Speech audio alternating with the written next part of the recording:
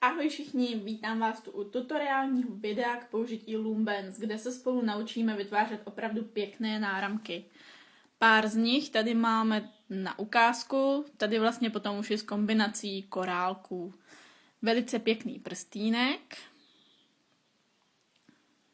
Tak. A dnes začneme vzorem Fishtail, což je tenhle.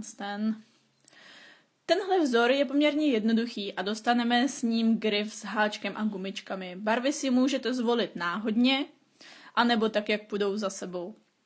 Tak, co k tomu budeme potřebovat? Je držák, háček a gumičky. Dnes jsem si připravila 3 druhy, aby se nám to dobře opakovalo, aby jsme se pěkně naučili, takže žlutou, růžovou a modrou. Kolik gumiček budeme zhruba potřebovat, to záleží na tom, jak silné máte tlapky, ale zhruba si připravte 50 až 60 gumiček dohromady. Tak, a můžeme se do toho pustit. Tak, vezmeme si držák. Držák si dáme obloučkem od sebe. Položíme a budeme využívat první 2 kolíčky. Takže vezmeme si žlutou gumičku, dáme na prsty, uděláme z ní 8 a nandáme. Tak. Další barvu máme růžovou, takže vezmeme si růžovou, natáhneme, teď už ve tvaru óčka a zase na ty samé na žlutou barvu nasadíme. Tak a poslední barvu máme modrou, zase vezmeme, uděláme óčko a nasadíme. 8 budeme dělat vždy jenom při prvním, protože to je to, co nám drží barvy dohromady. Tak, když se na to podíváme, máme 3 vrstvy. Tyhle vrstvy budeme vždycky doplňovat a budeme se snažit, aby nám žádná z vrstev nepřekrývala. Tak, vezmeme si háček, můžeme si chytit držák a první, co uděláme, jak máme očko té žluté barvy, té 8, tak ho přehodíme. Jenom přehodit a pustit. A to samé uděláme z druhé strany, takže nabereme a přehodíme. Narovnáme si do prostředka. Tak, nyní co potřebujeme, je sundat si barvy trošku níž. Protože budeme přidávat další gumičku, tak aby se nám nespletly barvy dohromady. Tak. Jelikož dneska používáme jenom 3 barvy, bude to velice jednoduché. Vždycky doplníme tu barvu, která nám tam chybí. A nebo, když byste měli víc barev, je dobré si dát takhle gumičku jednu vedle druhé, můžete jich klidně mít 10 barev, abyste věděli, jak jdou postupně za sebou.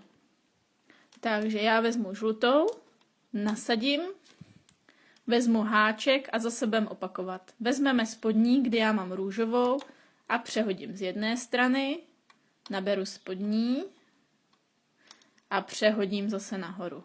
Dám do prostředka. Gumičky zase pěkně stáhnu dolů, aby se mohla přidat třetí. Tak, třetí máme zase růžovou. Natáhneme. Vezmeme si háček a zase spodní barvu vezmeme a přetáhneme. A přetáhneme. Tak, můžeme narovnat do prostředka. Zase stáhneme gumičky dolů.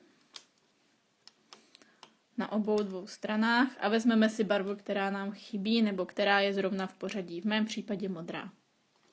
A natáhneme. A zase přehodíme 1, 2.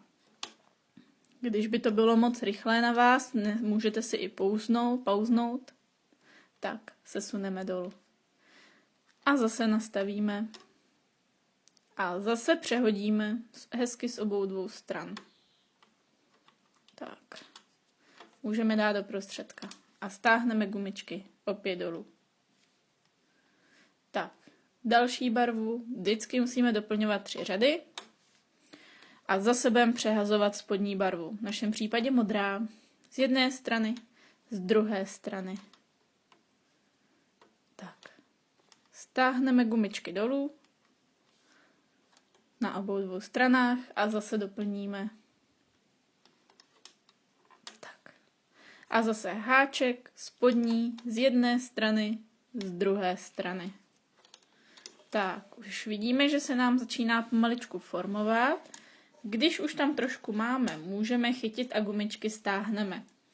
Tím pádem ještě si urychlíme práci. Tak a vezmeme si zase barvu, která je v pořadí, natáhneme óčko a ze spoda přetáhneme. Tak, já věřím, že teď už jste v tom profíci. Ještě si uděláme pár řad spolu, takže zase natáhneme a ze spoda přetáhneme z jedné strany, z druhé strany. Stáhneme gumičky.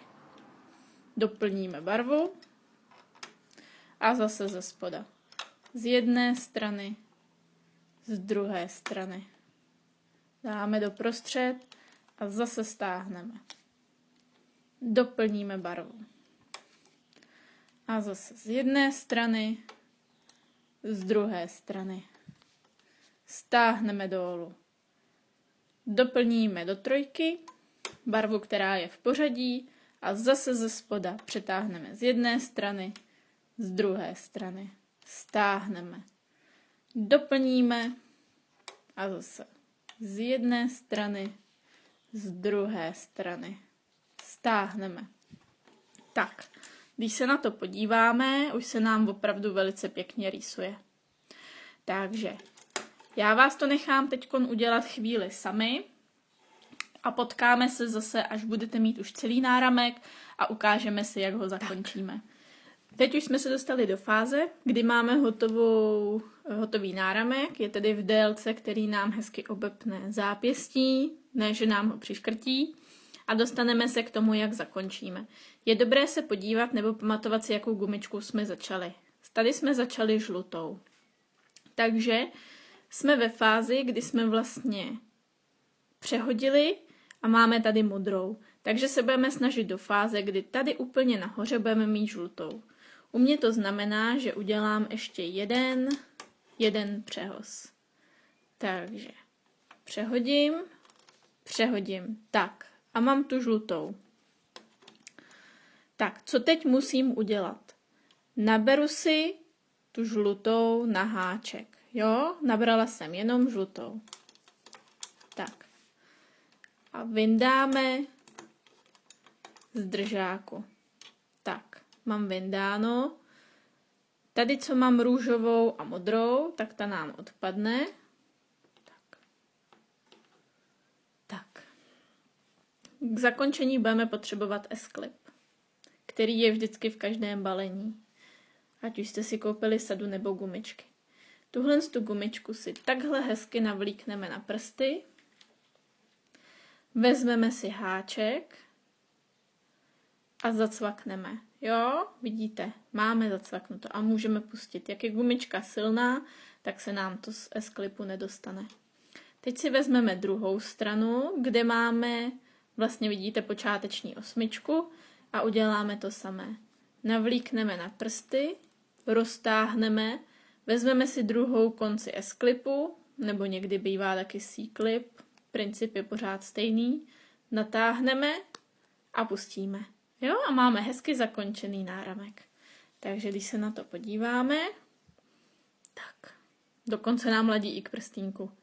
Takže takhle můžete vytvořit skutečně pěkný náramek.